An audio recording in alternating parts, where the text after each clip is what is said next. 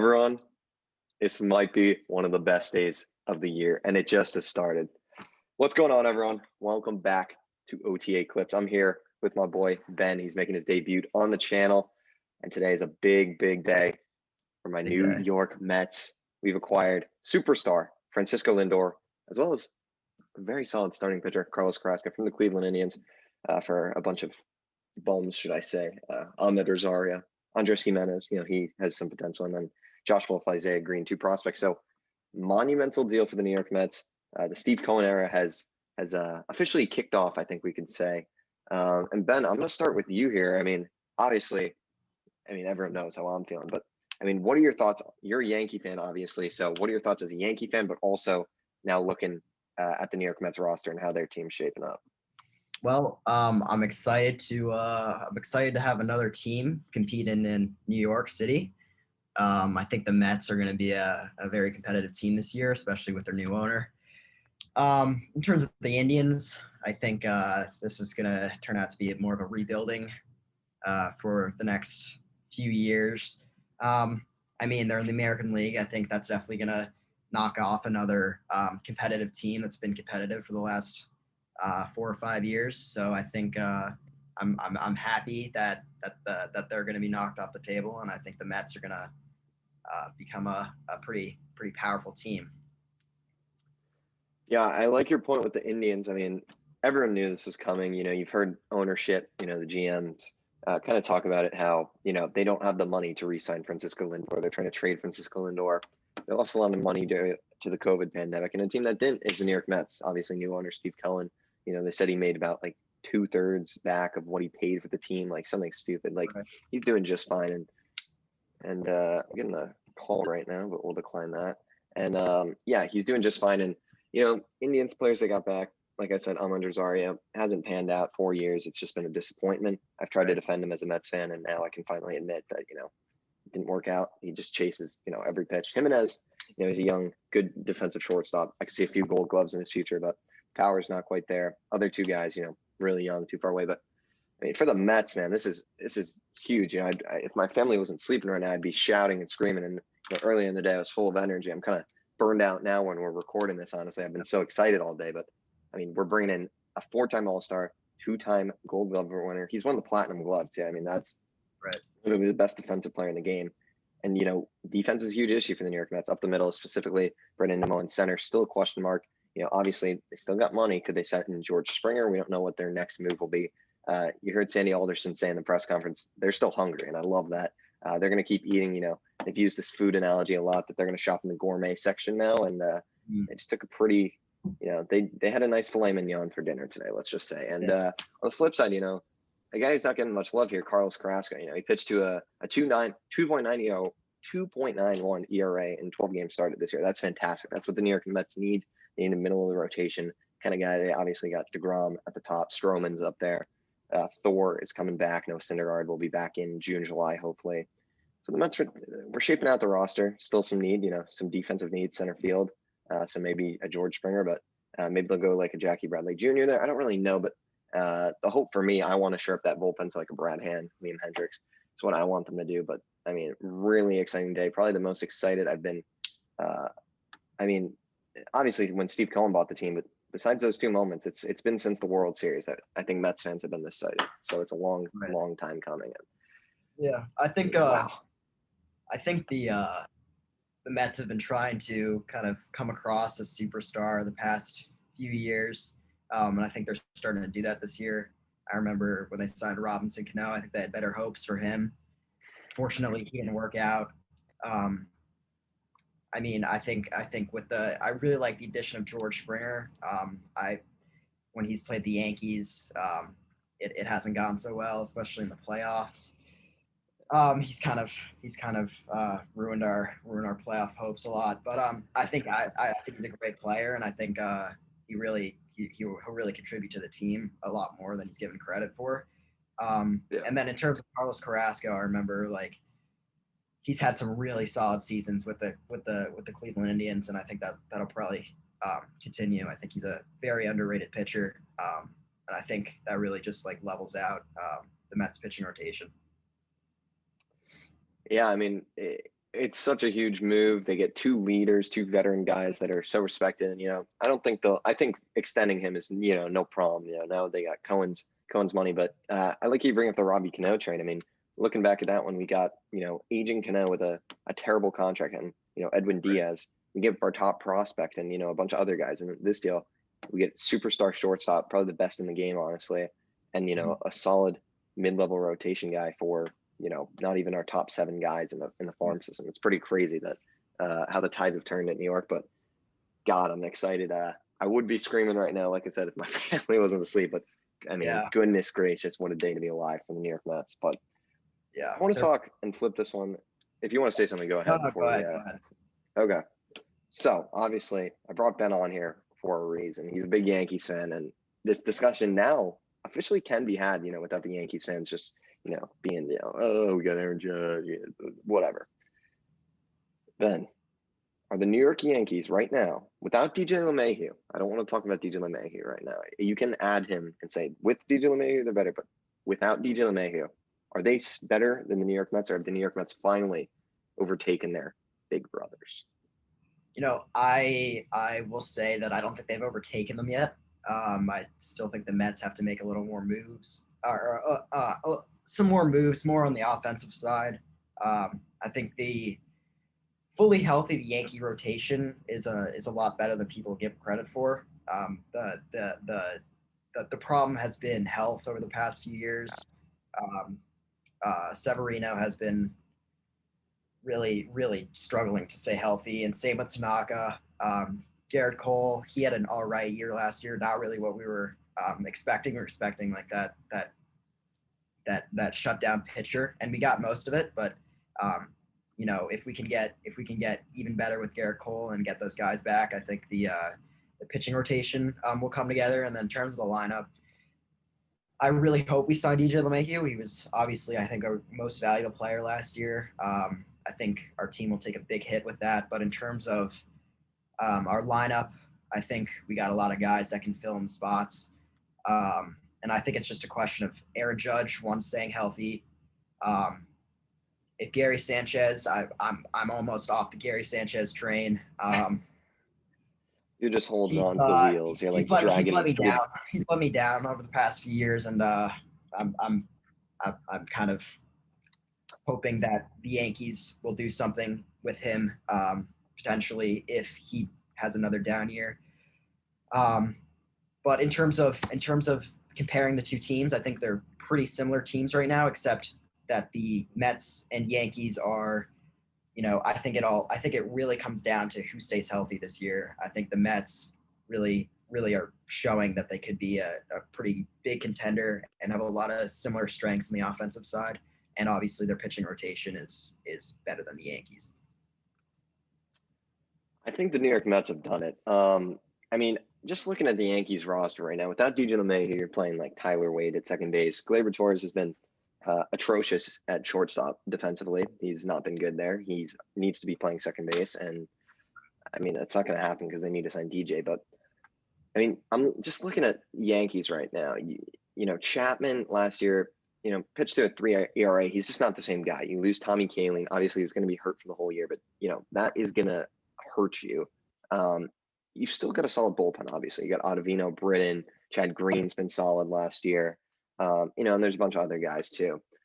The starting rotation for the Yankees right now is paper thin. I mean, you got Garrett Cole, obviously, second best pitcher in New York. But after that, right now, Luis Severino's not going to be healthy. Who knows what he's going to be? Same with Noah Syndergaard. So those two, we can just cancel each other out. I mean, Jordan Montgomery, Devi Garcia. I mean, these are just like starting pitchers. Obviously, they need to do something in terms of starting pitching. They've obviously Tanaka and Paxton are free agents. I feel like they're a lot more likely to keep Tanaka than Paxton. I can probably see them re-signing Tanaka. Paxton, I think that relationship's ended. But I mean, the New York Mets, man, their lineup is really good. Last year, they were first in the MLB in average with Wilson Ramos and there, Ahmed Rosario. Robinson Cano had a good year, surprisingly, so he didn't hurt them too much. But I mean, now you're talking about James McCann at catcher. Big upgrade there over Wilson Ramos. You're talking about Francisco Lindor, a superstar player. You're just throwing in the lineup, and they already had the best average.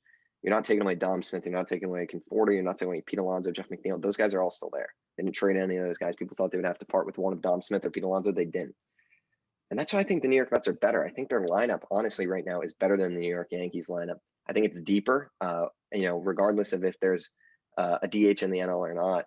1 through 8, 1 through 9, it's 9 very good baseball players. And, the weakest spot in there's probably like a JD Davis or Brandon Nimmo. Those are still, solid big leaguers compared to, right now the Yankees' weakest spot would be like a Tyler Wade or maybe even a Gary Sanchez. To me, those are a little weaker than the Brandon Nimmo and JD Davis tier of talent. So I'm really liking the Mets right now. I think the bullpen still needs to be shored up. You can never have too many guys out there. I think they honestly need to find a way to dump Familia's salary. He's going to make like around $10 million this year, and that is going to hurt us in terms of what we want to do. If we want to go ahead and get a George Springer, we're probably going to have to trade and find some way to get rid of Familia, dump him to a team, which is going to be hard with the COVID stuff. So don't know if that's going to happen, but Familia really could be nice to get him off the books in terms of salary. But I mean, these two teams are, I would agree with you, they're very close right now. I think they're on the same level right now. Obviously, the Yankees, if they go in and get DJ, probably get boosted a little bit, but I don't think the Mets are done either. So only really time will tell with who's going to be better at the end of the offseason. But right now, I think I give the slight edge to the New York Mets, if I had to say. So I'm gonna disagree with you slightly on the fact that I think the Yankees lineup is a little deeper than you're giving them credit for. So, obviously Tyler Wade is not really what we're looking for at second base. If we don't sign DJ LeMahieu, we're gonna have to sign someone. I think Didi would be a good move. I think you should bring back Didi if you don't sign him, because then you can move Gleyber to second, and I think that just defensively that's a lot better. And it's not the same as DJ, but it's Didi's solid. He had a good move. I think we just need another solid shortstop. Tyler Wade is a good fill-in player. I really like him on our team, but it's just not sustainable for an entire season. So if we don't sign DJ LeMahieu, we're going to need to bring in another shortstop. And then I think if we bring in another shortstop, I think we have a very solid chance of being a very good team this year. I think if the worst case scenario, in my opinion, is DJ LeMahieu, we don't get DJ LeMahieu, and we don't get another shortstop, which would mean that Gleyber Torres would probably have to play shortstop again. It did not go well last year, as you said. And our lineup would be thin. It wouldn't be. We would still have a lot of stars, but it wouldn't be the same. Yeah. Right. It wouldn't be the same. It would be a top 10 lineup in the league. It wouldn't be the same as last year. And I think what really got us last year was the injuries in our pitching rotation, and really our pitching rotation just in general just didn't show up. And I think the lineup wasn't obviously a problem. Even if we lost a couple guys here and there, it obviously would affect us, but not in the same way that our pitching rotation would affect us if we continue to, struggle. I think if our pitching rotation begins to, really come to life, we have a really good chance of going deep into the playoffs this year. Yeah, I think obviously DJ LeMahieu needs to be the top priority in their offseason. I mean, if they don't sign him, they were talking about Lindor as maybe a second option. That's gone now. Didi Gregorius kind of could be your second option, but obviously it's not the same as a DJ LeMahieu, and it's just tough. They needed the pitching rotation 100% needs to be addressed. And, there's still, obviously I'm not going to come in here and act like the Yankees aren't a good team. They've still got, Luke Voigt, who had a great year last year, Gio Urshela's, underrated talent, Giancarlo Stanton, Aaron Judge, obviously those guys, great when healthy, but are they going to be healthy? Not so sold on Aaron Hicks anymore. I think he's hit the decline in terms of where his career is headed. Clint Frazier is a great player. He's very good. Talkman, average year, not too, doesn't look like he's going to be anything too special, solid bench guy. But I think the Yankees, obviously got to re-sign LeMahieu, and they just need better production from guys like Gary Sanchez. If they can get Gary Sanchez back to where he once was, then this lineup, it's in the discussion for number one if they get DJ LeMahieu, I think. Right. I agree. And then it's just the starting rotation. You got to get a few more guys at least in there. I think re-sign Tanaka. He's pitched well there. Then you got Cole Tanaka, Sevi when he's back. Montgomery's there, Devi Garcia's there, Domingo Herman, who knows? Hopefully he stays, in check and doesn't, obviously commit any crimes anymore. But, they got some depth there, but Right now they at the start of the season, you can't go Garrett Cole and then have Jordan Montgomery start game 2. That's just, it's going to be not ideal. So some work to do for the Yanks, but I think after this Lindor move, the fan base seems to be a little ticked off. They don't like, seeing the Mets make these big splashes and them, signing, trading for Greg Allen on the same day. So I expect the Yankees to be definitely active. They've been very quiet so far. So you got to expect them to do something. We'll see if they get DJ LeMahieu. If he goes to the Blue Jays or something like that, then that's scary. Blue Jays could be a threat then, but who knows? And I think what if I may just say the last thing is just I think a guy who's really slept on, who really had a good year a couple years ago, Miguel Andujar. I think that if he comes back this year, or even if I wouldn't be opposed to offering trades that included him. I think we have like him and Gio Urshela. I was always torn last year, especially at the end of last year between him and Gio. I think they're both extremely solid third basemen. And then what we really need is that middle infield spot filled. And I think if we either trade Gio or Andujar, I think we can get a lot for Andujar. I think Andujar is a really underrated player who just kind of fell under the radar last year because he was injured. I think it's a pretty big wild card. I agree with that.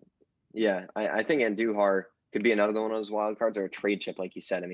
You've heard the Reds are trying to make moves with their rotation. Maybe the Yankees go out and get a guy like Luis Castillo. That would be a fantastic move for them. That'd be a second ace for them. So, who knows what they'll do? The starting pitching market right now is, it's there's the Bauer, but I don't see the Yankees going out and signing Bauer because I think that takes them out of LeMahieu, and I think their priority is LeMahieu, but you never know with the Yankees. But I don't know, man. Right now, I'm very excited for the future of the New York Mets and the Yankees. We'll see what happens. Only time will tell with them. Right. I agree. Well, that's going to do it for this episode on OTA Clips, guys. I hope you enjoy the style of content. Like I said, it's going to be a lot more common. Thank you, Ben, of course, for coming on. I will link his socials down below. He'll be back on in the future for sure, talking baseball, football. He can do it all. So even some raps. If the raps get it going, maybe we'll see Ben talking some raps. Raps get it going. But they've struggled. They have not had a good start. They'll get it going. They'll get it going. Maybe it's the Tampa Bay Raps have not gotten off to a hot start. But that said, make sure to like, comment, subscribe, all that stuff. We highly appreciate. Subscribe to the main podcast as well, Outside the Arena, weekly episodes coming out on the weekends there. This week, we'll be dropping our playoff predictions. Me and Mac will be back on there. He's obviously not been on these past two things, but you'll see content with him and not me on here too. So Mac's not gone. He'll be there this week on the normal episode of Outside the Arena. But for now, thanks for watching, guys, and take it easy.